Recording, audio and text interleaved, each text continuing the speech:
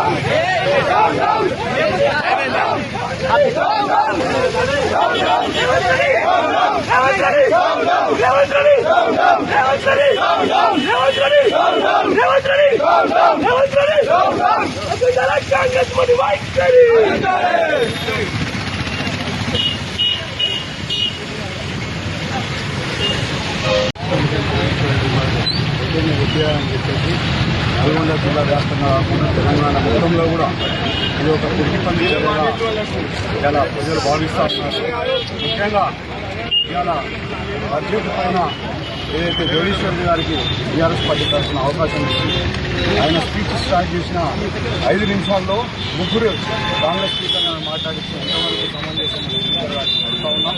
ఇంకా వారి speech start చేయలేదు.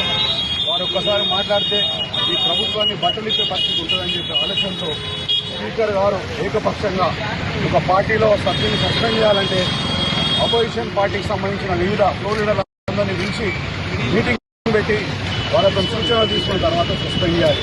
అందులో ఏమీ లేదు, ఈ సభలో మాకు హక్కు లేదా, మీరు మాకు పెద్ద మనిషిగా వ్యవహరించండి అంటే పెద్ద మనిషిగా వ్యవహరించకుండా ఇవాళ వివిధ పార్టీ నాయకులు ఫ్లోర్ లీడర్ ఎవరిని కూడా అడగకుండా సస్పెండ్ చేయడం చాలా మంది చర్యగా భావిస్తా ఉన్నాం.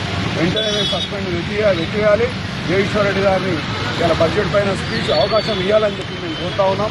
లేకుంటే ఈ ప్రభుత్వంలో లోకల్ చెలవు రాబోయే రోజుల్లో ప్రజల్లో మీరు చూస్తూ ఉన్నారు. మొన్న ఒక పెళ్లికి పోతే ముఖ్యమంత్రి నిలదీసే పరిస్థితి వచ్చింది. అక్కడ ఎక్కడ చూసినా పెళ్లిలో రేవంత్ రెడ్డి ఉంటే అక్కడ జైక్ చేశారనే పరిస్థితి వచ్చింది.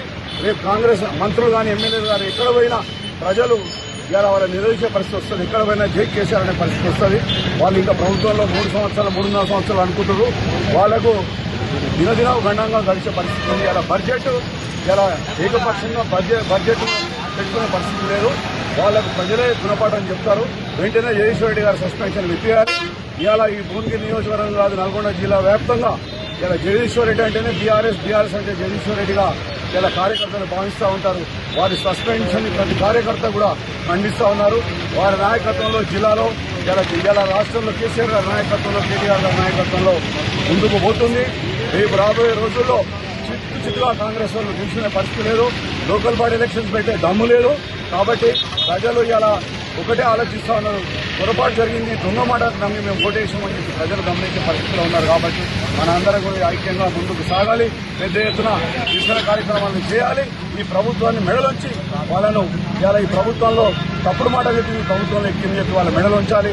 వాళ్ళు చేసిన హామీలను నెరవేరుస్తారు. మనం అందరం కూడా ఫైట్ చేయాలని చెప్పి నేను కోరుతూ జై తెలంగాణ.